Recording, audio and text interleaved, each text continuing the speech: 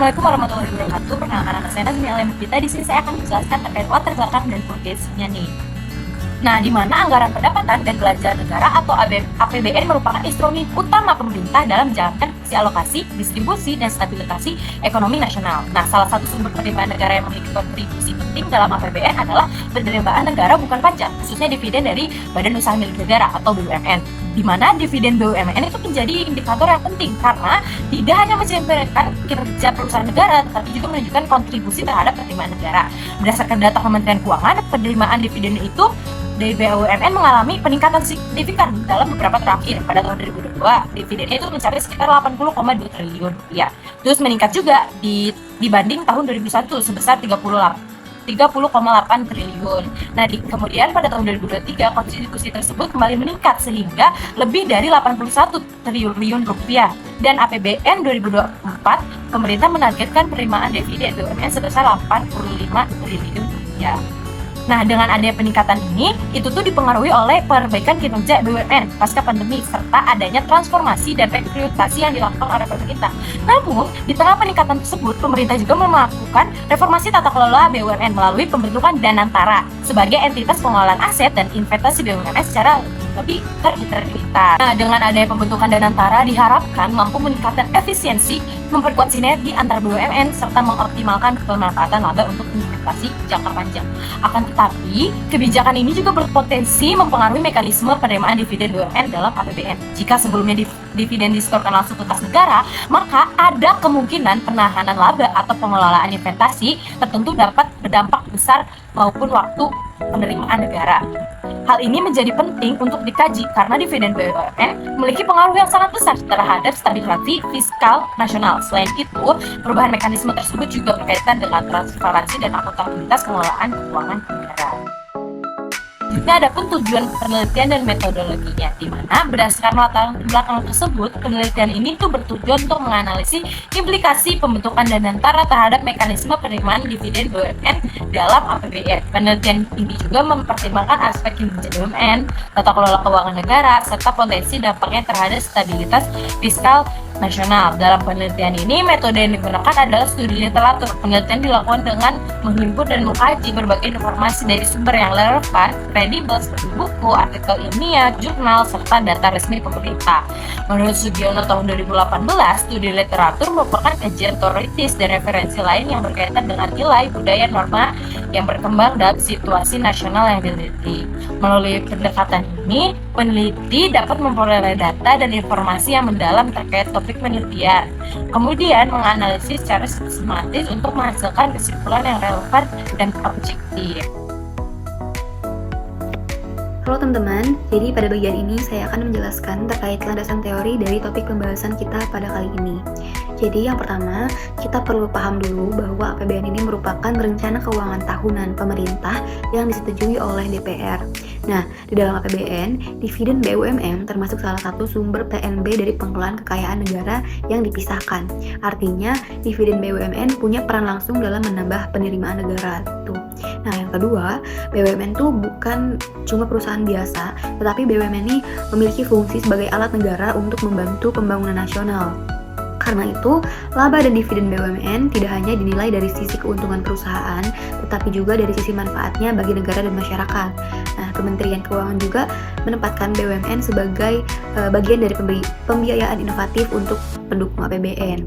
Nah, ketiga, dalam pengelolaan BUMN dibutuhkan tata kelola yang baik seperti transparansi, akuntabilitas, dan juga kehati-hatian.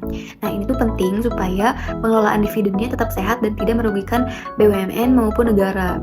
Pemerintah juga menekankan bahwa Danantara harus dikelola secara transparan dan hati-hati. Nah, yang keempat, Danantara dibentuk melalui Undang-Undang Nomor 1 Tahun 2025 sebagai badan pengelolaan investasi yang bertugas untuk mengoptimalkan investasi dan operasional BUMN. Nah, Danantara kemudian diluncurkan pada tanggal 24 Februari tahun 2025 dan regulasi lanjutan juga memuat kewenangan pengelolaan dividen BUMN.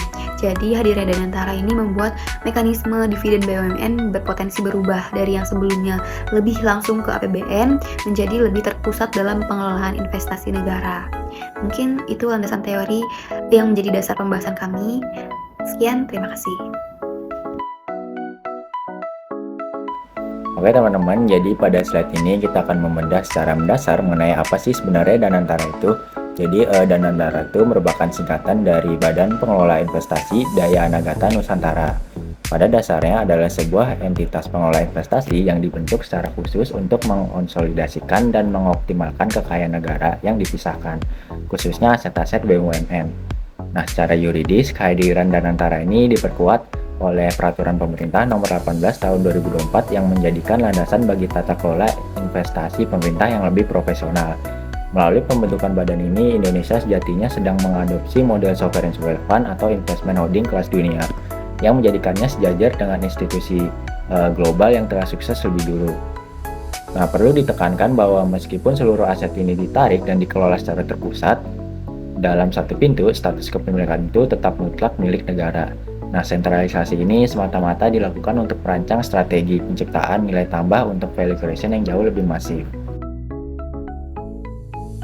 Selanjutnya, mari kita lihat mengapa kehadiran Danantara ini disebut sebagai sebuah pergeseran paradigma atau strategic pivot.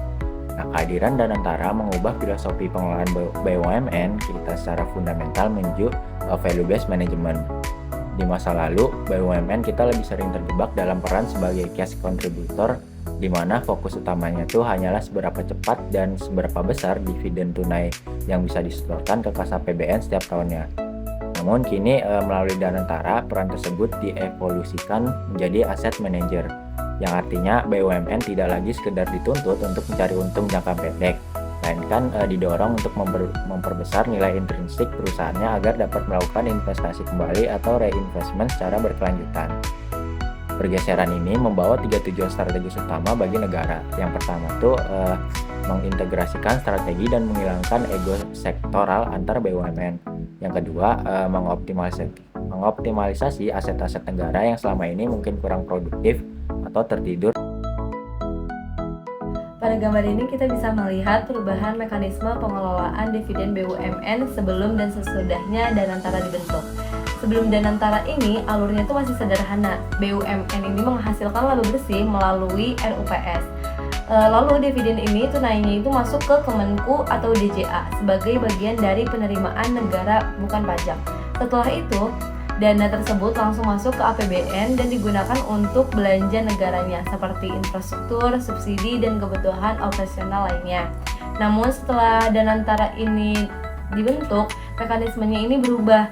Jadi dividen dari BUMN itu tidak langsung masuk ke seluruhnya ke APBN, tetapi sebagian dikelola melalui Danantara sebagai lembaga pengelola investasi.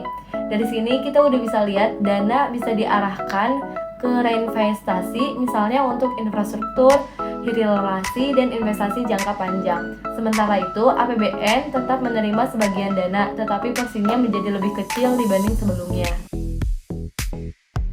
Nah, di sini saya akan menjelaskan terkait dengan analisis kinerja dividen, yang dimana yang pertama itu ada tren pertumbuhan dan dominasi sektoral. Jadi jika kita membedah kinerja dividen BUMN dalam 5 tahun terakhir, terlihat sebuah fenomena golden era di mana setoran ke kas negara tuh melonjak drastis dari kisaran 30 triliun rupiah pasca pandemi hingga menembus angka 80 triliun rupiah. Nah, lonjakan itu bukan sekedar keberuntungan pasar, melainkan hasil dari strategi holdingisasi dan efisiensi operasional yang masif. Nah, kelompok bank himbara dan sektor energi itu tetap menjadi tulang punggung utama yang mencerminkan bahwa kinerja dividen kita itu sangat bergantung pada stabilitas sektor finansial dan fluktuasi harga komoditas global. Nah, namun tingginya angka ini juga menunjukkan ketergantungan APBN yang besar terhadap laba BUMN sebagai penambal defisit anggaran.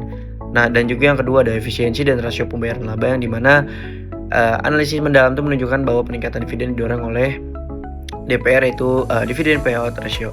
Pemerintah itu tidak lagi hanya menerima padanya, tapi mulai menetapkan standar rasio pembayaran yang agresif untuk memastikan return on equity yang optimal bagi negara. Nah, di bawah Danantara, kinerja itu akan diuji dengan parameter baru. Jadi pertanyaan itu bukan lagi seberapa besar dividen yang bisa disetor hari ini, melainkan bagaimana menyeimbangkan antara dividen tunai untuk APBN dengan kebutuhan reinvestasi untuk meningkatkan nilai buku BUMN di masa depan. Nah, yang ketiga itu ada paradigma dividen di bawah Danantara, yang dimana implikasi paling radikal dari pembentukan Danantara adalah perubahan status dividen dari kewajiban setor menjadi hasil investasi strategis. Secara akademis, Danantara itu akan mengevaluasi kinerja dividen melalui kacamata profesionalisme pasar, di mana laba bersih itu lagi dianggap sebagai uang dingin yang langsung habis dikonsumsi APBN. Oke, jadi di sini aku akan menjelaskan materi tentang visualisasi dampak fiskal dalam pembentukan Danantara. Nah, dalam materi ini ada yang namanya pergeseran mekanisme penerimaan dividen BUMN ke dalam APBN, yang mana melihat optimalisasi fungsi dari Danantara itu sendiri sebagai holding investasi negara. Jadi urutannya BUMN anak perusahaan turun ke BUMN induk turun ke Danantara, lalu Danantara turun ke kas negara yang dikelola oleh Kemenke, lalu kas negara turun ke APBN. Jadi nantinya setiap BUMN anak usaha itu menyalurkan alih-alih menyalurkan dividen mereka langsung ke kas negara, mereka menyalurkannya ke Danantara. Nah, nanti di Danantara dilakukan yang namanya konsolidasi dan revaluasi sehingga dividen yang disetorkan itu sudah melalui yang namanya seleksi investasi efisien. Jadi dividen yang disetorkan ke kas negara itu nilainya lebih tinggi karena sudah melalui seleksi tersebut. Nah, model ini menyerupai konsep dari Temasek Hawkins yang menjadi manajer portofolio komersial dari berbagai entitas milik negara tanpa mengubah Kementerian Keuangan sebagai pemilik akhir dari aset tersebut.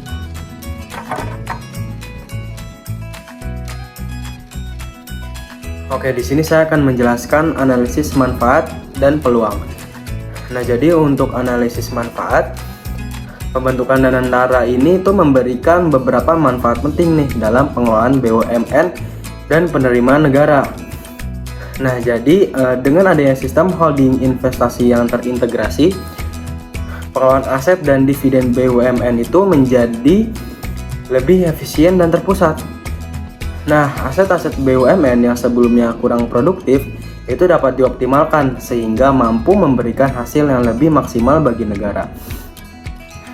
Nah, selain itu, mekanisme penyaluran dividen juga menjadi lebih terkoordinasi, sehingga penerimaan negara dari sektor dividen itu menjadi lebih stabil dan terukur.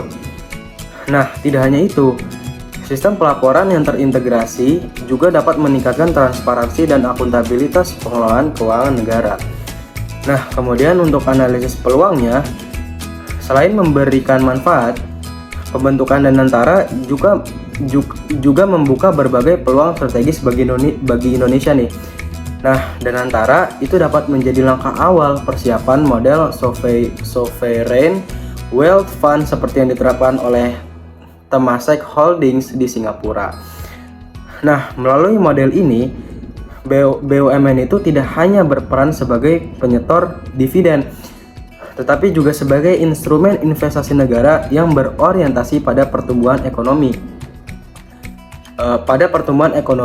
jangka panjang. Nah, optimalisasi investasi dan pengelolaan aset BUMN juga berpotensi nih untuk meningkatkan kontribusi penerimaan negara serta memperkuat ketahanan fiskal nasional di masa depan. Oke, di sini saya Fasya Bella. Saya akan menjelaskan dari hasil analisis resipi dan juga tantangan. Langsung aja, jadi dalam implementasinya itu pembentukan Danantara itu tidak hanya membawa peluang aja, tetapi juga akan menghadirkan berbagai resiko dan tantangan, dan itu udah pasti. Nah, salah satu resiko yang muncul adalah munculnya moral hazard dalam struktur holding, seperti adanya kemungkinan manipulasi laporan keuangan, pengalihan laba, atau penilaian aset yang tidak sesuai dengan kondisi sebenarnya. Dan selain itu, volatilitas investasi akibat fluktuasi ekonomi global itu akan mempengaruhi nilai aset dan besaran dividen yang diterima oleh negara. Dari sisi lainnya, terdapat tantangan yang menjadi transparansi dan akuntabilitas pengelolaan aset negara yang semakin kompleks dan terintegrasi. Nah, koordinasi antar lembaga seperti Kementerian BUMN, Kementerian Keuangan, dan lembaga pengawasan juga akan menjadi tantangan tersendiri karena adanya perbedaan kepentingan dan juga kebijakan. Dan dari pembentukan Danantara itu juga akan berpotensi menimbulkan konflik antara orientasi profit dengan fungsi sosial BUMN sebagai penyedia layanan publik. Dan selain itu, adanya kemungkinan penahanan laba untuk reinvestasi dapat menyebabkan penerimaan negara dalam jangka pendek itu menjadi berkurang. Oleh karena itu, keberhasilan Danantara itu sangat amat bergantung pada kualitas tata kelola dan kemampuan pemerintah dalam mengelola dinamika ekonomi yang terus berubah. Mungkin itu yang bisa saya jelaskan. Terima kasih.